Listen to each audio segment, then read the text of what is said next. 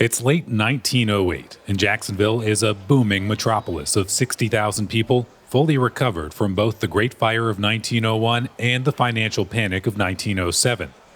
With its first 3 skyscrapers under construction, one that'll be the tallest building in Florida, and a paved road to the beach in the works, the city feels like it's on the verge of something big, and it wants everyone to know it. So they make sure everyone does. On the weekend of December 5th, 1908, the headline of a splashy 2-page spread in newspapers across the Northeast and Midwest boldly declares Jacksonville the Queen City of the South. The promotional campaign by the Jacksonville Board of Trade cost roughly $400,000 in today's money and dedicates thousands of words and half a dozen photos to enticing industry and investment to the city. And while it does espouse the city's practical benefits, like its municipally owned electric plant and 32 miles of streetcar rail, the advertorial also waxes lyrical about Jacksonville. All tourists and winter residents seek it, who would escape frigid weather from 4 to 6 months of the year. And as a result, businessmen and capitalists have turned toward it, realizing that Meccas are not planted beneath every star that shines in the heavens. Even as the campaign is hitting stoops in places like Chicago, the very type of industry the Board of Trade wishes to lure is already making its way south by rail to escape a wintry New York City. And that industry will put Jacksonville in the national spotlight and become an integral part of its identity before abruptly leaving a decade later. On December 8th, a train pulls into Jacksonville, one of dozens that'll arrive that day at the depot on Bay Street. On it is a carload of costumes and equipment, along with about a dozen members of a film company called Kalem. And just like that, the movies have come to town. I'm Brendan Rivers. I'm Tammy Cherry. And this is Bygone Jacks, our unsung history from WJCT Public Media. This is the story of the Kalem Company, which kicked off Jacksonville's brief stint as a Southern movie mecca and also helped shape the movie industry we know today.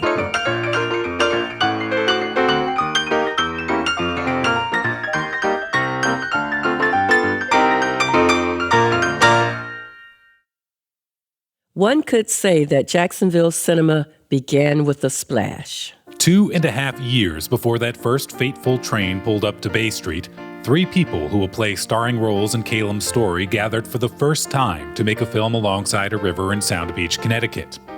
A good-looking, enthusiastic man named Frank J. Marion, the sales manager and sometime scriptwriter for the American Mutoscope and Biograph Company, later just called Biograph, Sidney Olcott, a 32-year-old Canadian actor of Irish descent, medium height, and prematurely graying hair, who came up through the vaudeville circuit and played bit parts for Biograph, and Jean Gontier, a dark-haired actress recruited by Olcott. At just 21, she's a 2-year veteran of theatrical stock companies, and she's making her film debut today. The plot of the film, which involves a love story, a daring payroll theft, and even a heroic dog, is supposed to climax when the villain chucks the female lead into a 30-foot deep pool of water. There's just one problem. The actress can't swim. When he finds out his leading lady has never been in water deeper than a bathtub, Marion is all for calling off the shoot and heading back to the city. But the young woman insists she's game to try the stunt, provided the actor playing the hero is ready to make the scripted fictional rescue a real one. Marion relents. The camera starts rolling, and into the water she goes. She's under just long enough to wonder if she's made a terrible mistake before she's dramatically pulled to safety, and the scene ends. She reflected on the moment more than 20 years later in her memoir. It was quite a triumph. Marion seized my hands and all but kissed me. Sid laughed and cried in his excitement, and the cast gathered around, showering me with congratulations. As for me, I have never before nor since been so exhilarated and self-satisfied. The plunge was my open sesame to the film world, for Mr. Marion was so grateful that for several years he would not even consider another leading woman. Moreover, I was presented with $5 for my day's work instead of the customary $3. Jean was born Eugenia Gontier Liggett in Missouri in 1885. She came from a small middle-class family in Kansas City. There was herself, her sister, and a brother, and her mother and her father. And her father had a farm machinery business. which was very successful, as you might imagine, because Kansas City was just on the edge of the frontier at that moment. And I believe from my research that her mother probably inculcated herself and her sister with kind of a cultural outlook, which would have been unusual, I think.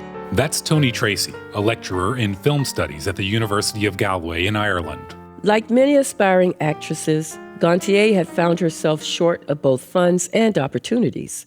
But amid a dearth of stage roles, there were jobs to be had in the evolving moving picture industry. Prior to 1908, the movies had a less than favorable reputation as what were known as chasers. They were part of a bigger vaudeville program where the motion picture was just one part of the entire program bill for the night. You would have a series of either dance routines, comedy routines, and just short little skits. And then when they wanted to flesh out the audiences, they brought out the projector. And often the same 8 or 10 films were played on repeat until people got tired and walked out of the theater. That's David Morton, a lecturer in film and history at the University of Central Florida. He's written extensively about the industry in Jacksonville. His forthcoming book is called Motion Picture Paradise, A History of Florida's Film and Television Industry. When she arrives on the scene, like most theater actors, Gontier holds a somewhat contemptuous view of people who work in moving pictures. But she allows Sidney Olcott, a friend of a friend and the only person she knows working in the field regularly, to convince her to give them a try. That's how she winds up in A River in Connecticut, and then in 2 more Marion-produced biograph films over the summer of 1906. But Gontier still thinks of herself as a stage actress, and when the opportunity arises to go on tour, she leaves the screen behind. For now. Meanwhile, Marion and fellow Biograph employee Samuel Long decide to leave the company and strike out on their own. With some additional funding from George Klein, an optician who worked as a distributor for Biograph, they form a new film company called Kalem, a mashup of its 3 founders' last initials. Kalem's debut feature, A Runaway Sleigh Bell, comes out in spring of 1907 and follows the comedic story of a couple's elopement. Much like the characters in Sleigh Bell, Biograph's actors were willing to leave it all behind and run away with Kalem, possibly because Marion paid them $2 a day above the industry standard. Within 18 months, several of them would be on a train to Jacksonville. But what drove the New York-based studio south? The answer after the break. Hi, I'm Ann Schindler. I'm the host of First Coast Connect, an hour-long call-in program featuring local newsmakers, community leaders, artists, and events across Northeast Florida. We're also a podcast. If you missed the broadcast or want daily news dropped right into your podcast app, subscribe now so you don't miss a show. The link to subscribe is in the show notes. Join the conversation. Unlock the secrets of navigating the healthcare system with me, Dr. Joe Servin, on what's health got to do with it. I demystify medical complexities and share expert insights to help you stay healthy and informed. New episodes drop every Saturday. Tune in anytime on your favorite platform and take control of your health journey.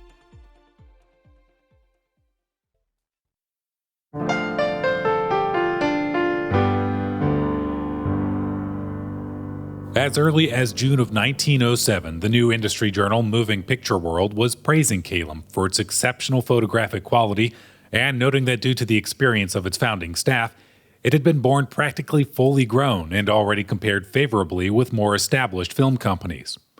So why would a successful but only recently established firm uproot its actors? 2 reasons: money and meteorology. By that summer, Frank Marion moves Olcott from acting to directing and approaches Jean Gontier, back from touring and now established with Kalem, about expanding her role to become the firm's primary scenarist. That's the old-timey word for screenwriter. A woman writing for the movies in 1907? It wasn't all that unusual. Women were not just in front of the camera, that they played kind of crucial behind-the-scene roles, as I say, as scenarists or indeed as producers. Now, Gontier is a kind of a key example in all this, and one of the very, very first examples of this. But she was not alone. There's a number of other women who behave a little bit like her. Gontier, whose mother had raised her on the novels and operas of European high culture, was well suited to her new task. In the early days of film, actually right up until the present day, adaptation was a very, very important aspect of film. Now, Jean would be very valuable in this regard because she would know a lot of books and know a lot of stories, and she might be able to adapt them either explicitly or subtly. It's this talent that's about to get Kalem in trouble and start them on the path to Florida. In the fall, Marion asked Gontier to write a film adaptation of Lew Wallace's best-selling novel Ben-Hur. But Marion wants to make use of the props and sets for a Ben-Hur-themed show at Coney Island that's about to shut down. So he gives Gontier just 2 days to write the screenplay. I was not familiar with Ben-Hur, and the mere reading of the book would take 2 days. But by this time, my self-confidence in writing was unlimited, and I promised. What is more, by dint of working nearly 2 nights, I turned in the script on schedule, and we turned out the greatest spectacle and moneymaker up to that time. In Gontier's own words, production on Ben-Hur was chaotic, and the film itself was atrocious. A surviving copy in the Library of Congress makes it hard to argue. But the real problem is that no one had bothered to secure rights to the story. A book was a book and a film was a film, right? These are different things, aren't they? And so this hadn't been quite kind of worked out. In other words, you can't, sell the book, a copy of the book, because it's been copyrighted. But you could adapt that book to film and use different words, right? That's a different property. It's a different thing. In March of 1908, it starts getting worked out when the Wallace estate sues Kalem in a case that ends up shaping copyright law and the motion picture industry to this day. So that hadn't been tested yet. And it actually was tested in this 1908 case with Ben-Hur, which had been rather shamelessly kind of taken from its literary source. The final Supreme Court decision won't be handed down until 1911, when it unanimously finds that Kalem had, in fact, created an unlawful dramatization of the novel. The legal battle immediately puts Kalem in a financial bind. And even though they actually had a pretty good return, the amount of money that had to be paid both for lawyer fees and back to the Wallace estate ended up resulting in the company nearly going bankrupt. Thankfully for Kalem, they've got powerful friends. The same month the publishers of Ben-Hur filed the suit, Kalem joins the Association of Edison Licensees, a group founded by the Edison Manufacturing Company that grants licenses to producers and establishes a formal release system for films. Eventually, it will come to be known as the Edison Trust, but more on that later.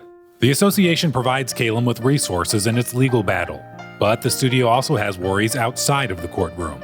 Namely, the weather. The winter of 1908 isn't especially cold, not for a New York winter anyway, but it is dry. Less than an inch of rain fell that November, making it the driest month on record since the Weather Bureau was established in 1871. And that combination means one big thing for filmmakers: static. For the benefit of the uninformed, I will explain that static is a species of electricity generated by the rapid passing of the cold celluloid film through the camera. There were many forms of it, and all of them were disheartening. One kind resembled forked lightning running from top to bottom of the picture, and again it took the form of sheet lightning, white flashes moving from side to side.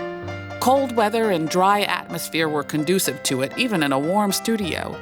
For years, war was waged against it. Kalem had its first skirmish with static the previous winter on a picture that wound up failing. Rather than risk more losses, Marion starts looking for someplace more humid. So naturally, a studio recon crew ends up in Florida. William Wright, who joined Kalem in 1908 and would later become the studio's treasurer, described the mission to a reporter years later. Mr. Long went to Jacksonville. He had never been there, but on the map it looked all right. His guess proved to be a good one, and he selected a site on Talleyrand Avenue. While it isn't uncommon for filmmakers to shoot for a couple of days outside the city in New Jersey or Connecticut, sending a company on location long-term was unheard of, especially to the location Marion had in mind. Here's Olcott. I'll never forget the sensation on Broadway when the actors showed their tickets to Jacksonville, Florida. Despite the Board of Trade's rapturous claims that Jacksonville was the New York of the South, Gontier, fresh off the train from actual New York, is less than impressed. We detrained at Jacksonville, which in 1908 was vastly different from the bustling metropolis it is today. The main street was more like that of a country village than the artery of a town containing some 60,000 people. The Kalemites make their way to their lodgings at Roseland House, a small boarding hotel 15 minutes outside of downtown Jacksonville on the Fairfield streetcar line. Located on 3 acres along the St. Johns River in what's now thought of as the East Side, Roseland offers sunny rooms, a 1,000-foot pier, and real Southern cooking provided by the owner, who encourages her new guests to call her Ma Perkins. It's only a block away from the Ostrich Farm, a local amusement park that supplements its main avian attraction with human variety acts, whose talent fill the rooms at Roseland not let out to Kalem. Frank Marion's vision for Kalem's films had always centered on outdoor settings that would distinguish them from studio-based films. Gontier half jokes it would take 3 years before the company managed to build an interior set. But the Roseland Hotel ends up being the perfect place to expand Marion's location-based vision. Warm winters and sunshine may have initially brought him to Jacksonville, but the diverse ecosystems within a 40-mile radius of the city end up being a huge bonus. I think it's important to point out that Florida in 1908 was, give or take, about the 45th most populated state in the United States. It very much was still a fringe frontier in comparison to the other states of the emerging New South. So this seemingly untamed wilderness around the Jacksonville area opened up the space for greater opportunities to tell stories on horseback, to tell stories that utilize landscape and environment that you really couldn't see as much in New York City. The resulting films help establish a new genre that would come to be called the Southern. But it's not just the weather and landscapes that prove to be a boon to Kalem. Jacksonville also has low land and labor costs compared to the Northeast, not to mention reasonable rail and shipping rates. Very important for a company that needs to send every completed film back to New York for editing. To top it all off, the city's a major theatrical tourist stop. And when those actors are out of work or between jobs, it's pretty easy to convince them to work in movies. Olcott and his crew, including Gene Gontier and a Kentucky-born lawyer turned actor and soon-to-be director named Kenean Buell, get to work immediately. And because there's less than a dozen of them, everyone does a little bit of everything. We had no property men, no carpenters, no wardrobe facilities. Each of the actors took upon himself certain tasks and lent a hand in an emergency. Gontier herself is pulling double duty as both lead actress and scenarist, starring in 2 pictures a week while writing 2 or 3 scripts at the same time. The scripts she churns out have her jumping from roofs, paddling canoes, or going back to her roots by pretending to drown in the river. But the director's duties were hardest and most nerve-wracking, as upon him fell the entire management and responsibility, the bookkeeping as well as the directing, planning, selecting casts, enforcing discipline, and when possible, making social contacts with the hospitable Floridians. For it was not money, but pleasing personality and friendship that procured for us the various locations. Every night, Olcott's light would burn till all hours as he sat at his desk working over plans and directions for the morrow, or getting up his weekly accounts and writing long letters to the firm in New York.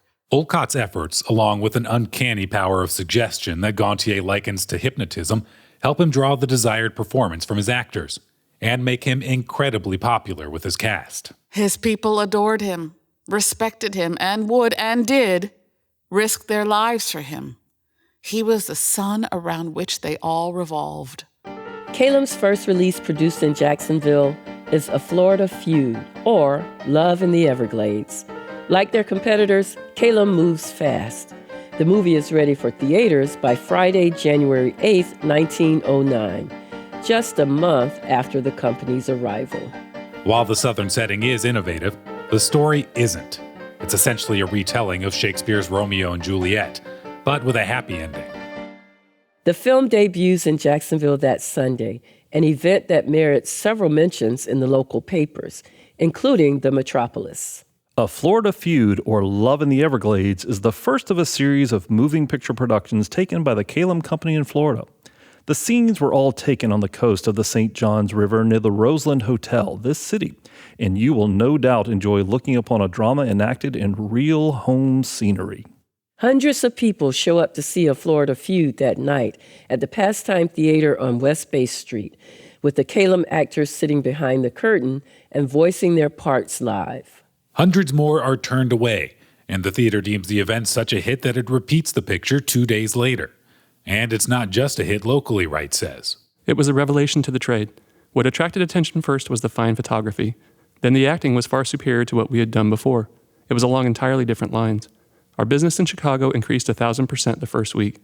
In a few weeks, the Kalem Company had the reputation of producing real pictures. Exhibitors told us that it was the finest photography in America, rivaling that of Petit, which up to that time had set the pace. Seeing the positive reception, Kalem's front office gives Olcott and his Florida players an incredible amount of freedom in deciding what they work on. It was work in those days, but creative work blazing the trail. We were always discovering new possibilities, and each little success or surprise fed our enthusiasm. Mr. Olcott and I had no one over us. Kalem never knew what our picture was to be until they saw the first run in the projection room. Typically, the crew would be working on 2 separate films during any given week in Jacksonville.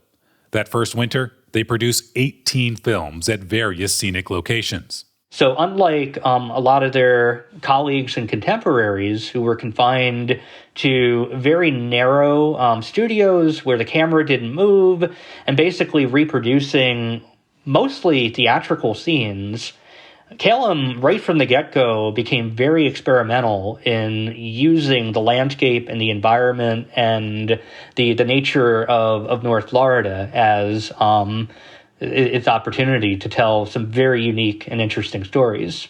They set one film at one of the many turpentine camps surrounding Jacksonville, another in an orange grove, another at a sawmill, and then, of course, there's one set at the ostrich farm. That film, called The High Diver, was probably inspired by Harry Six and Thomas Quincy, 2 of the high divers who perform daily at the ostrich farm and who share lodgings at Roseland with the Kalem Company and help fill out the cast when the company needs more bodies on set. But more than anywhere else, perhaps unavoidably in Jacksonville, they set films on and along the St. Johns River, particularly near Strawberry Creek.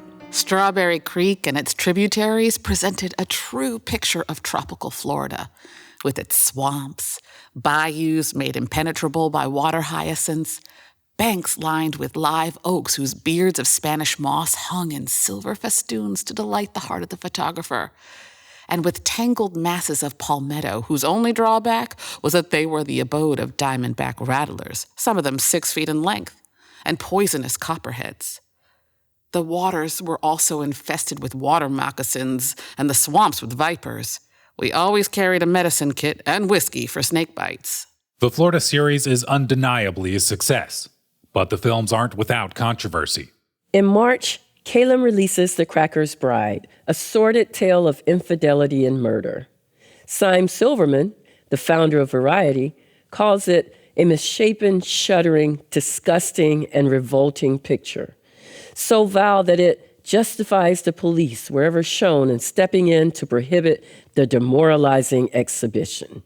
That can't have gone over well in Jacksonville, especially given Kalem's tendency to advertise their films as accurate portrayals of life in the South. The success of that first winter in Jacksonville means the Kalemites return to the River City in December 1909. This time they bring along George Melford, a New Yorker who'd been acting with a stock company in Cincinnati. Melford's stage presence and his sharp cheekbones earn him a spot as the alternate lead in the Southern Company, and within 2 years, he'll be directing pictures at Kalem's new California studio. In all, Melford will go on to direct well over 100 films in his career, including The Sheik, starring Rudolph Valentino. But first, he has a daring rescue to stage in Jacksonville. Within a week of arriving back in town, Olcott has his company out filming along the St. Johns River. It's a blustery day and the waves are high. The actors are in the middle of a tense scene when suddenly Olcott hears cries for help coming from the river, where 2 young men have tipped their canoe and are clearly in distress. Olcott uses his megaphone to call cut and alert the rest of the company to the danger. Melford and a fellow actor, both strong swimmers, immediately make for Kalem's speed launch, the Bonnie Bess.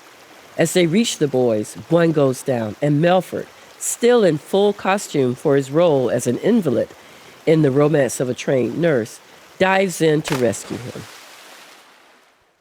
In January, just about the time the film Almost Interrupted by Tragedy hits theaters, Kalem rolls out lobby displays featuring images and, crucially, the names of the actors, something that was pretty commonplace in the theater world, but had never been done in the film industry. Just before we left New York for a second Florida winter, Kalem decided to exploit its actors. We were all sent to Bangs, then the leading theatrical photographer. Large photographs were taken to be made up in big frames of weathered oak and sold to exhibitors for their lobbies at the cost price of $25 each. Gontier and the Florida players, including Melford, feature prominently in Kalem's first set of displays, and they're well received by audiences, as one movie house manager predicted.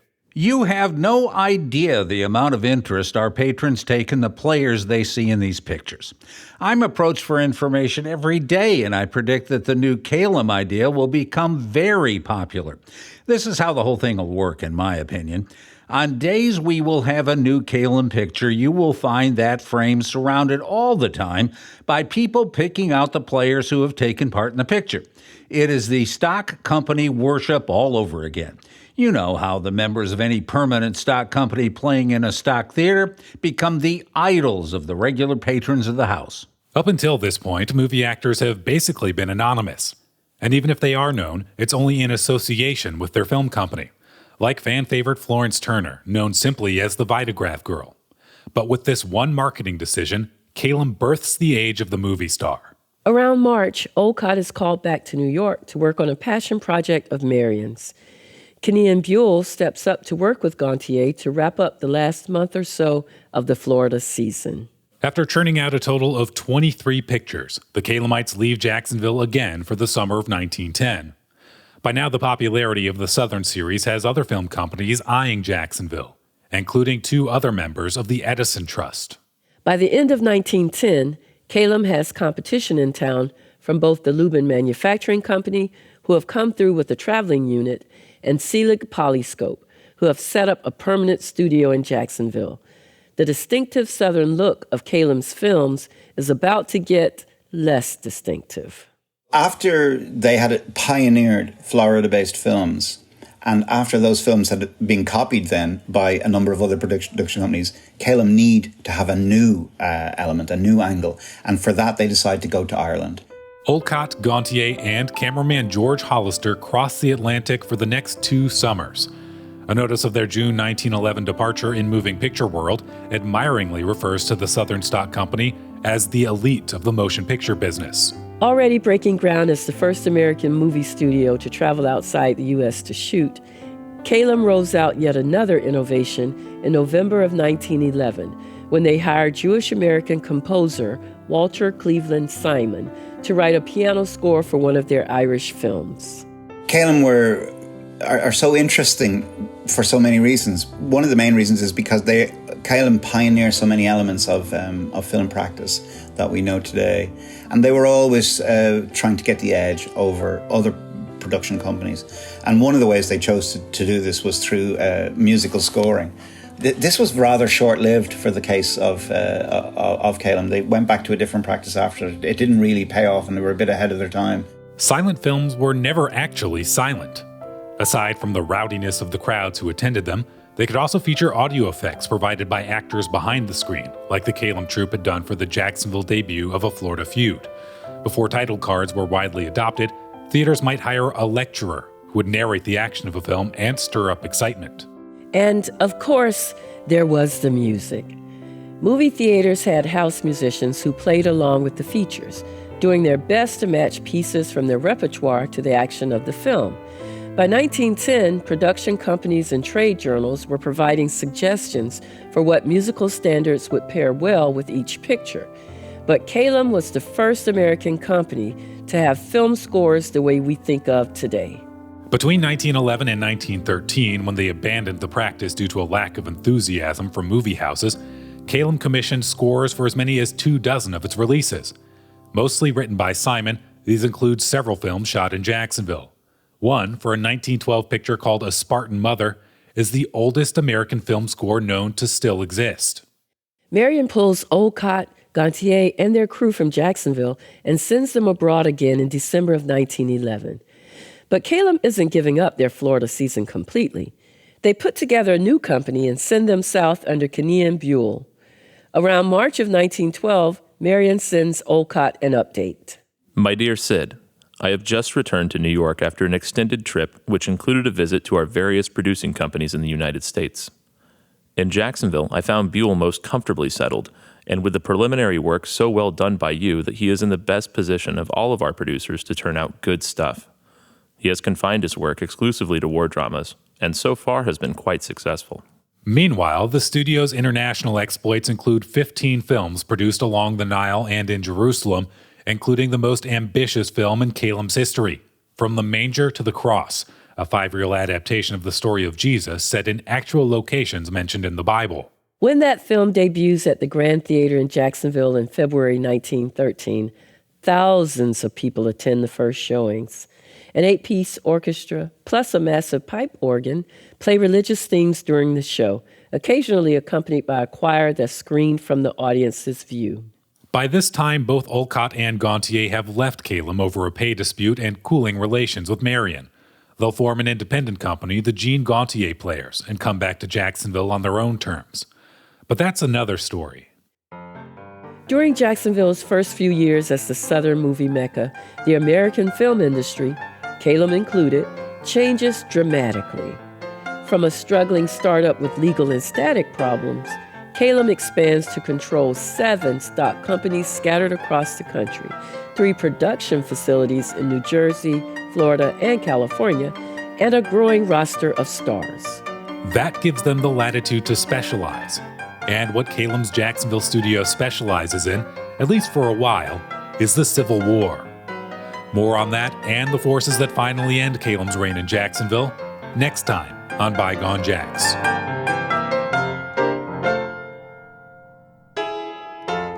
Thanks for listening to Bygone Jacks, our unsung history from WJCT Public Media. I'm Brendan Rivers. And I'm Tammy Cherry. A big thanks to Jennifer Gray and her colleagues at Florida State College at Jacksonville, whose research made this podcast possible. If you're interested in learning more about the River City's past, check out FSCJ's History of Jacksonville course. And if you'd like to learn more about local film history, take a look at the show notes at wjct.org/bygonejacks, where you can find links to sheet music for some of Kalem's film scores, some of which we used to make music for this episode, along with other sources. And if you enjoyed this episode, please leave us a rating and review. Thanks for listening.